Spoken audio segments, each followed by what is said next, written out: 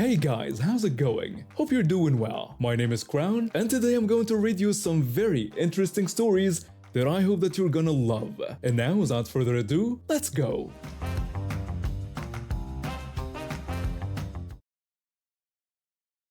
So a few years back, my husband and I were house hunting. We've been looking for months, and it was getting frustrating. We had this checklist of what we wanted: 3 bedrooms, decent yard, good schools for the future, something we could afford without eating ramen for the next 30 years. Pretty standard stuff. Then we found this house. It checked almost all our boxes. Right neighborhood, price was actually reasonable. The school district was one of the best in the area, the yard was perfect, and the house itself was solid. Just needed some paint and minor updates. The only weird thing was that it had 5 bedrooms. Way more than we needed. But at that point, we'd already made offers on 6 or 7 other places and kept getting outbid or rejected. We were tired. And honestly, we were planning to start a family soon anyway, so having extra space didn't seem like the worst problem to have. We bought the house, moved in, started settling into the neighborhood.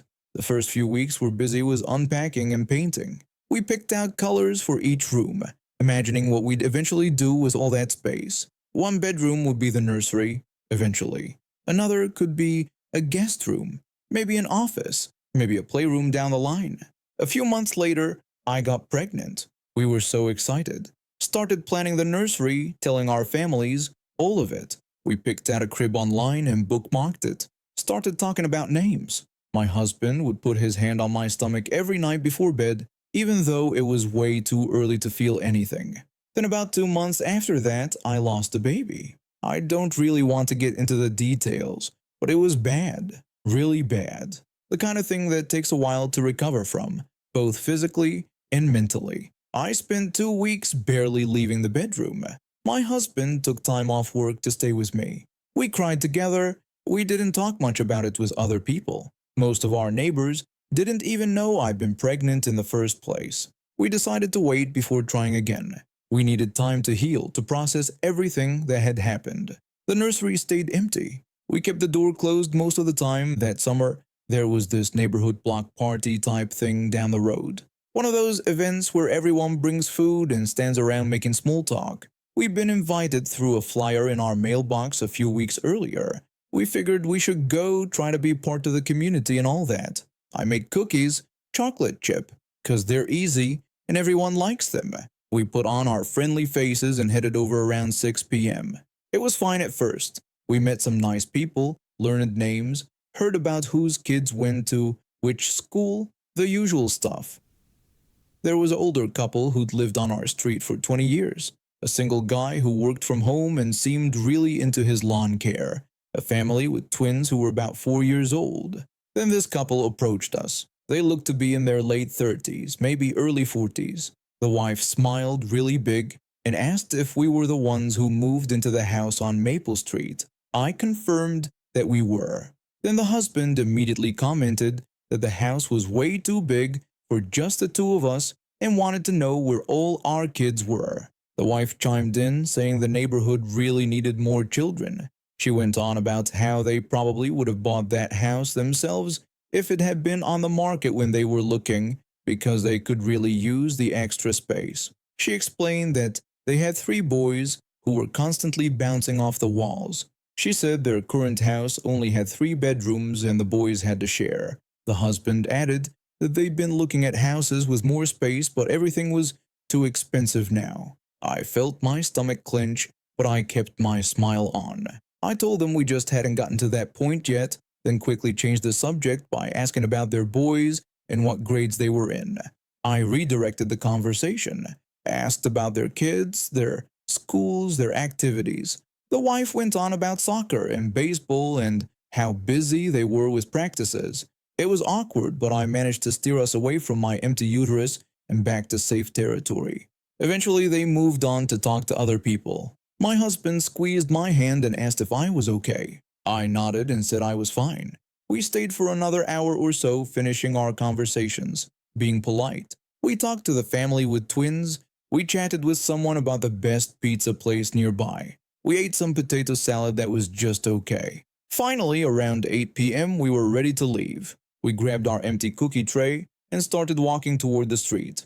That's when the wife shouted across the entire gathering. She told us we really should think about filling up that house and then said it was actually kind of selfish to keep all that space empty when a family with children could have lived there. Everyone got quiet. People turned to look.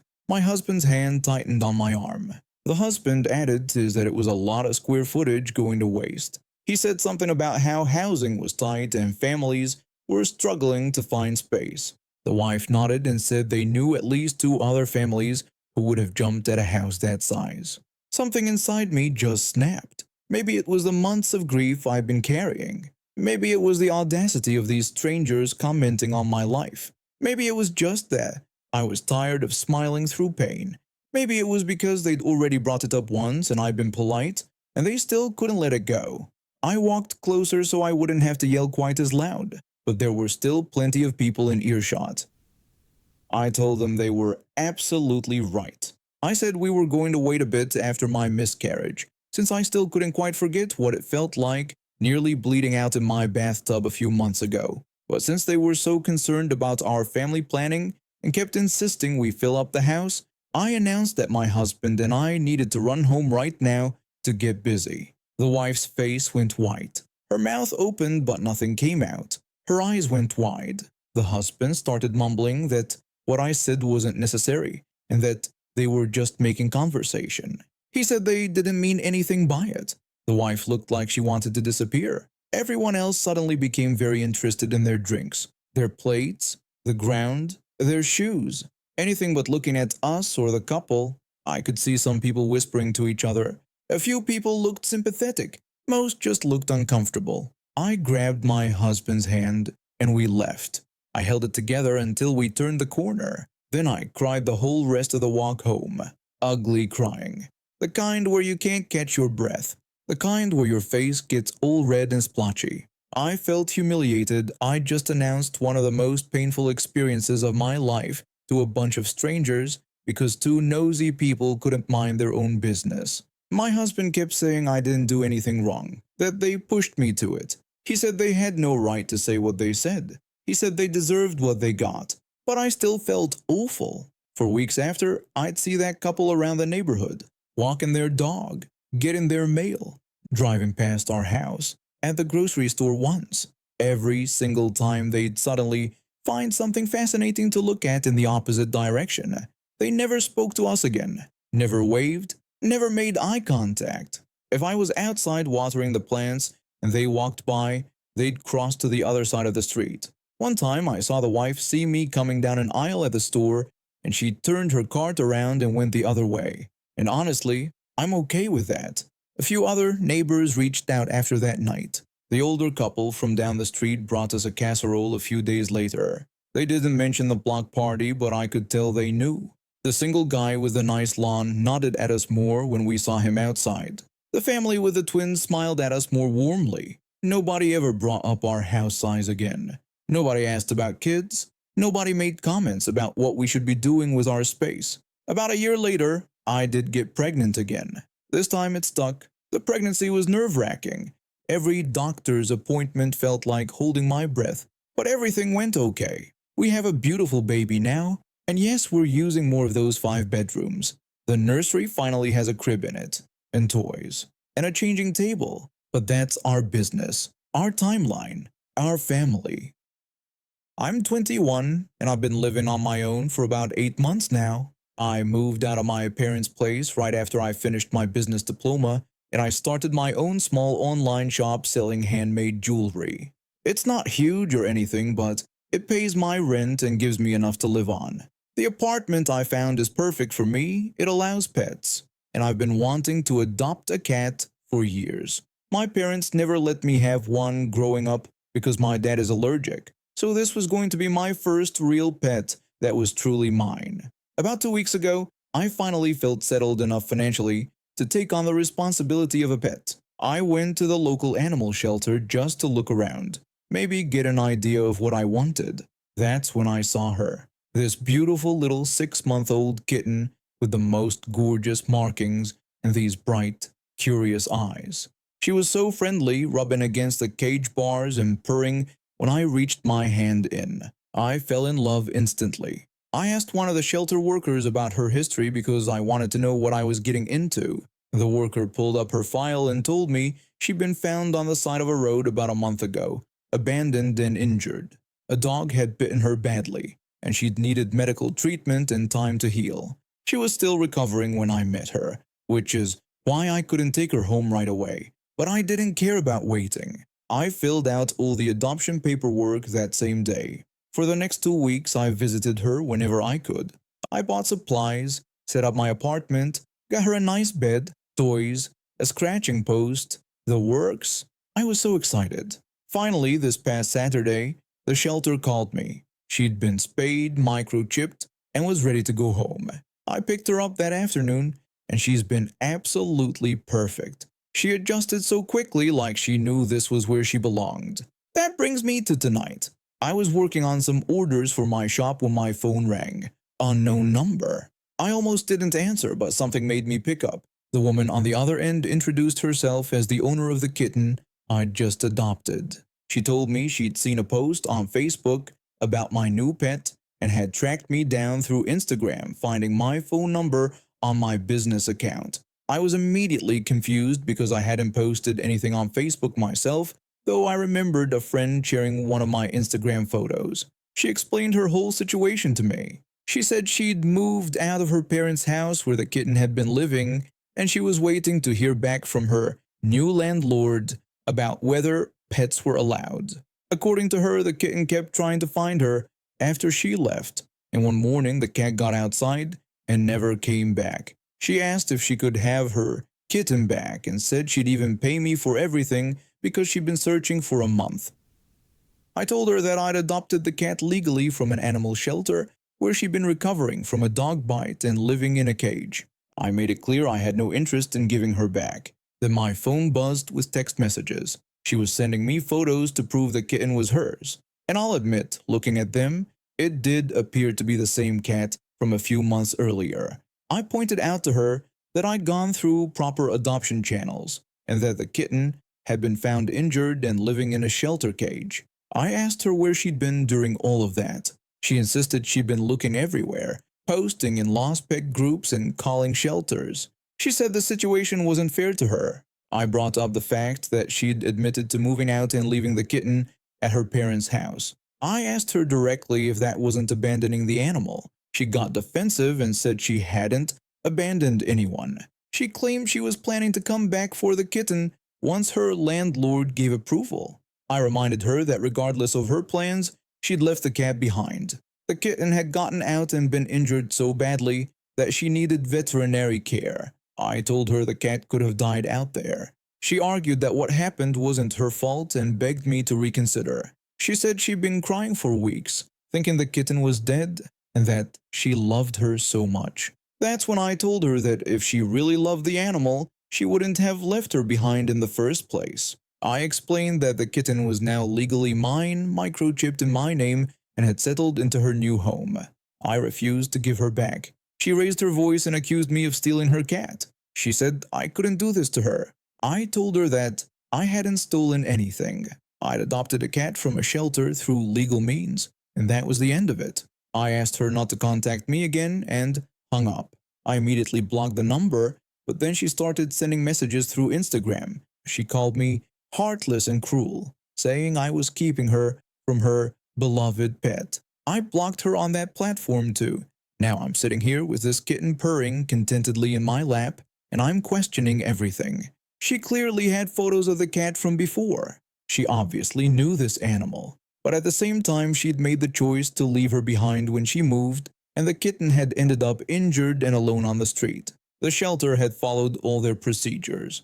They'd held her for the required amount of time, scanned for a microchip which she didn't have, and checked all the lost pet reports. I keep thinking about what the shelter worker had told me when I first inquired about her. The kitten had been found abandoned and bitten by a dog. If this woman really cared so much, why hadn't she gotten the cat microchipped? Why hadn't she made sure the animal was safe before moving out? And now she expected to just show up and take her back after I'd paid for all her medical care, her spaying, her microchipping, and given her a stable, loving home. I work the night shift at County General, which is basically the dumping ground for every emergency case in a 50-mile radius. We're understaffed, overworked, and running on coffee and spite most nights. That evening started relatively calm. We had the usual suspects: a guy with chest pain who'd eaten too much pizza, a kid with a broken arm from skateboarding, someone's grandma with high blood pressure, routine stuff. Then around 9 p.m. all hell broke loose. An ambulance screamed into the bay with a 19-year-old who'd been stabbed in a bar fight downtown. The kid was bleeding everywhere, pressure dropping fast. We had to move immediately. Dr. Martinez started barking orders, and I was right there helping prep the trauma bay. That's when she walked in. This woman, probably mid-40s, wearing a velour tracksuit and enough perfume to choke a horse, walked straight up to the triage desk. I was rushing past with IV bags when I heard her demanding to see a doctor right away. Our triage nurse barely looked up from her computer. She asked the woman to have a seat and fill out the paperwork, saying someone would call her shortly. The woman wasn't having it. She announced loudly that she'd been having a headache for 3 hours and that this was completely unacceptable. I didn't have time to watch the rest. We were literally trying to save someone's life. The kid on our table was 19 years old, same age as my nephew. He had a punctured lung and we were racing against the clock. I could hear the commotion from the waiting room, but I tuned it out. You learn to do that in emergency medicine. About 10 minutes later, I had to run out to grab more gauze from the supply closet. That's when I saw her again. She was standing at the triage desk, red-faced and screaming about how ridiculous this all was. She demanded to see a doctor immediately and asked if anyone knew who she was. The triage nurse tried explaining that there was a critical patient in the trauma bay right now and that everyone would be seen based on how serious their condition was. The woman shot back that her headache was severe. She said she could have a brain tumor and might be dying. The nurse asked if she had any other symptoms like vision changes, neck stiffness, or confusion. The woman got even angrier. She told the nurse not to dare question her, saying she knew her own body. I grabbed the gauze and rushed back. We managed to stabilize the kid enough to get him up to surgery. It took another 15 minutes. When I finally came out to update the family and catch my breath, I realized the woman was still going at it. She'd been there for maybe 30 minutes total. 30 minutes. In that time, she'd apparently demanded to speak to the manager 3 times, accused the staff of discrimination, and called the hospital administration. But here's where it got really bad. I was at the nurse's station charting when I heard the crash. I looked up just in time to see her sweep an entire rack of magazines onto the floor. Then she grabbed a plastic chair and threw it across the waiting room. People were scrambling out of the way. Our security guard rushed over and told her she needed to calm down immediately. She screamed that she would not calm down. She yelled that this was assault and that everyone was assaulting her by making her wait. She picked up a potted plant from the corner and hurled it at the window. It shattered everywhere. Glass, dirt, the whole thing. An elderly man with a walker nearly fell trying to get away from her. That's when our security guard called the police. 2 officers showed up within 5 minutes. I watched the whole thing unfold from behind the safety of the nurse's station. The first officer told her they needed her to settle down and step outside with them.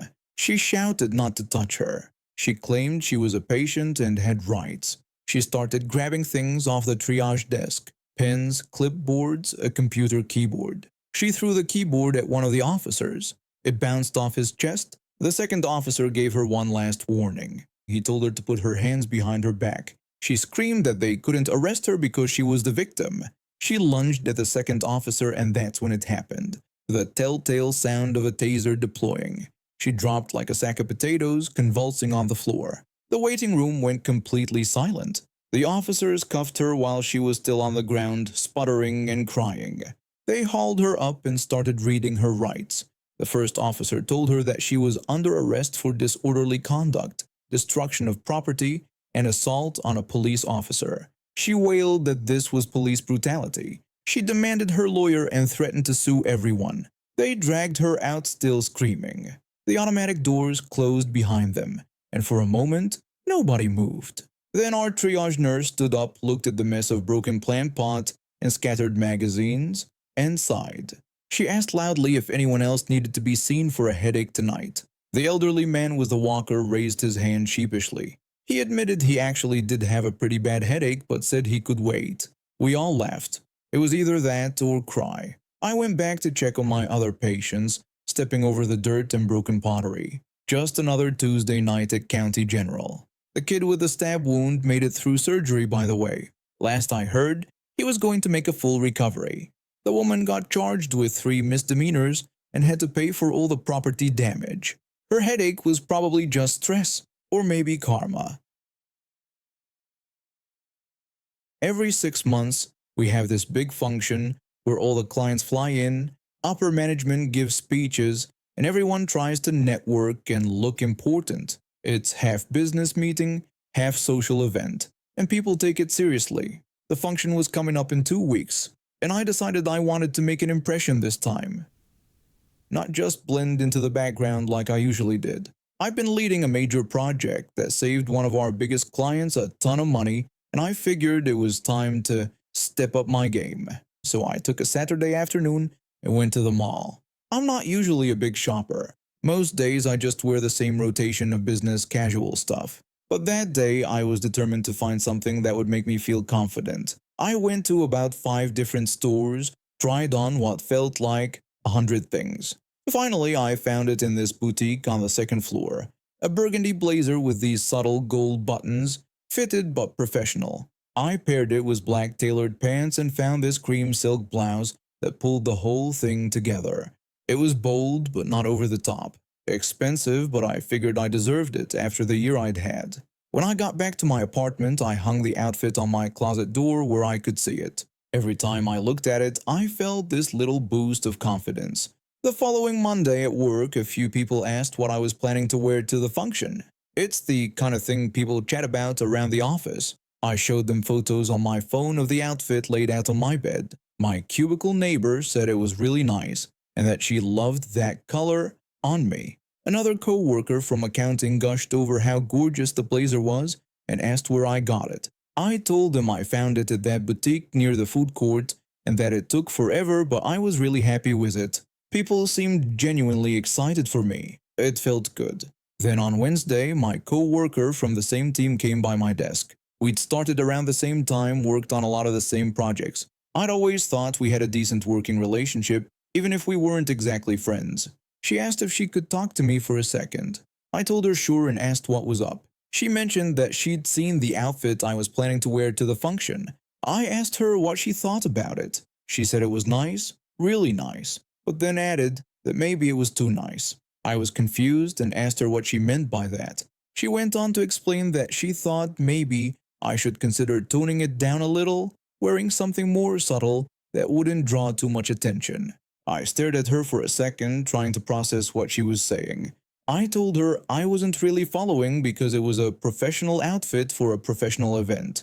She agreed, but then said that some people might feel like I was trying too hard, or like I was trying to outshine everyone else. She claimed she was just looking out for me. I repeated the word outshine with clear confusion in my voice. She doubled down, saying that we were all part of a team and it wasn't really fair if one person was making it all about themselves. She insisted it would be better for team morale if I wore something more understated. I could feel my face getting hot. The fake concern in her voice was so transparent, it was almost funny. I told her I appreciated her concern, but that I was comfortable with what I chose. She pressed on, saying it might come across as unprofessional or like I was compensating for something. That last comment really got me. I smiled at her, one of those tight smiles that doesn't reach your eyes, and thanked her for the feedback, saying I'd keep it in mind. She stood there for another second like she wanted to say more, then walked away. I sat at my desk, staring at my computer screen, fuming. The audacity of her to tell me to dress down so she wouldn't feel bad about her own outfit choices. I pulled up the photo of my outfit on my phone and looked at it again. It was perfect. Professional, polished, confident. I wasn't changing a thing. The day of the function came, I put on the outfit, did my makeup a little nicer than usual, and felt great. When I walked into the office that morning, I could see her at her desk. She looked me up and down with this tight expression on her face but didn't say anything. The function started at noon in the conference center attached to our building. There were maybe 80 people there, clients, all levels of staff, catering, the whole deal.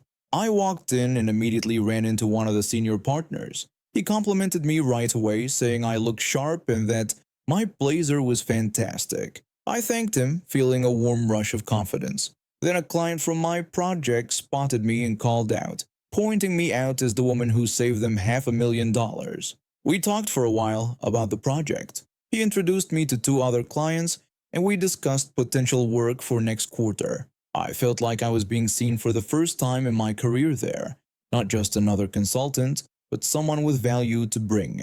Throughout the afternoon, I kept catching my co-worker watching me from across the room. She was wearing a plain gray dress that looked like it came from a department store clearance rack. Every time someone from leadership stopped to talk to me, I could see her face get a little tighter. During the speeches, our division head called out 3 people who'd had exceptional performance this cycle. I was one of them.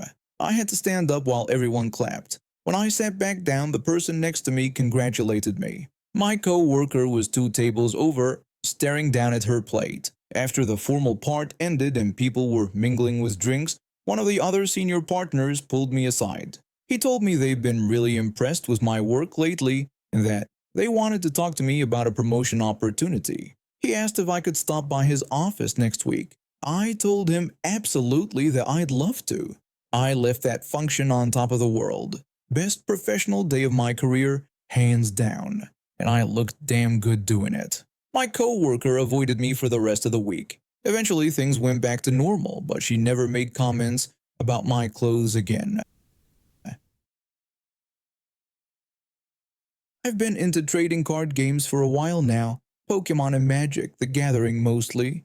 I'm not one of those collectors who buys sealed boxes and keeps them pristine on a shelf. No, I buy bulk singles so I can build multiple decks and play with my family. We're talking orders of 50 cards or more, sometimes way more. I'm lucky enough to live near about 5 hobby shops that sell singles for both games. There's this one shop in particular that I've been going to for about a year now, ever since I got my family hooked on the Pokemon card game. The way their system worked was pretty straightforward. You'd browse their online inventory, add what you wanted to your card, and check out.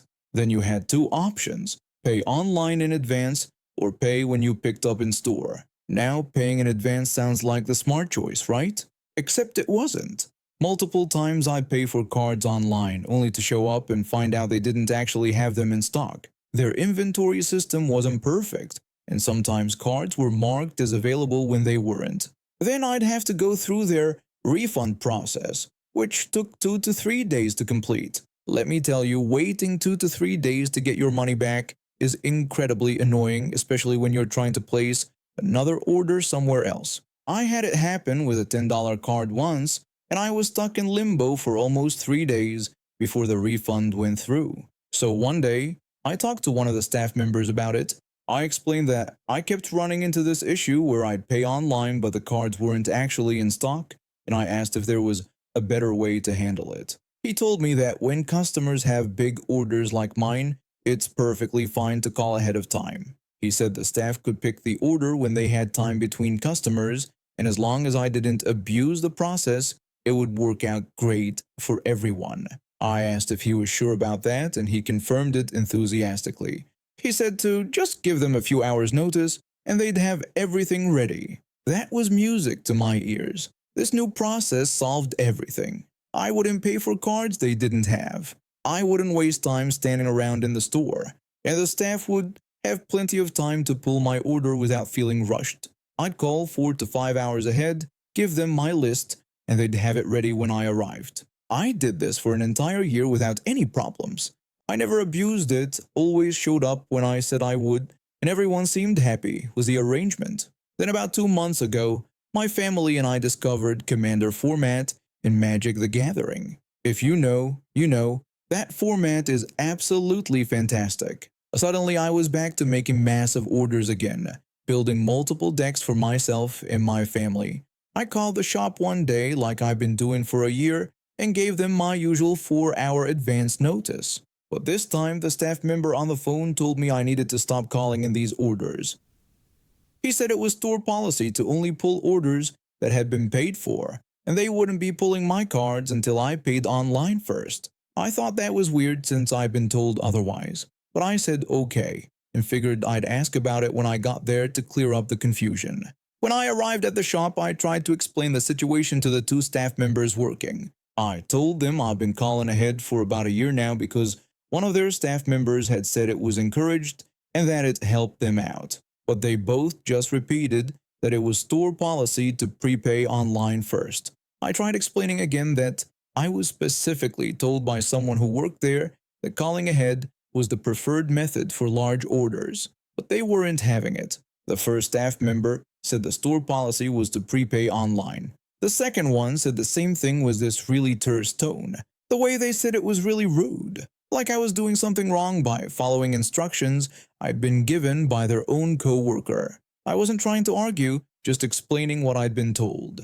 Then one of them told me that from now on, I needed to prepay for all my orders online and then come to the store to pick them up. Fine. If they wanted me to prepay, I'd prepay. A few weeks later, I decided to upgrade my decks. I spent about 40 minutes going through their entire online inventory looking for one specific thing: holographic foil basic land cards under $1 each. If you're not familiar with these cards, let me explain. Basic lands are cheap, usually between 10 cents and 60 cents. But here's the thing, they're categorized by which set they came from, and whether they're foil or non-foil. Each printing is listed separately in inventory systems. So finding a specific foil basic land from a specific set means digging through bins organized by set, then finding the foil version of that exact card.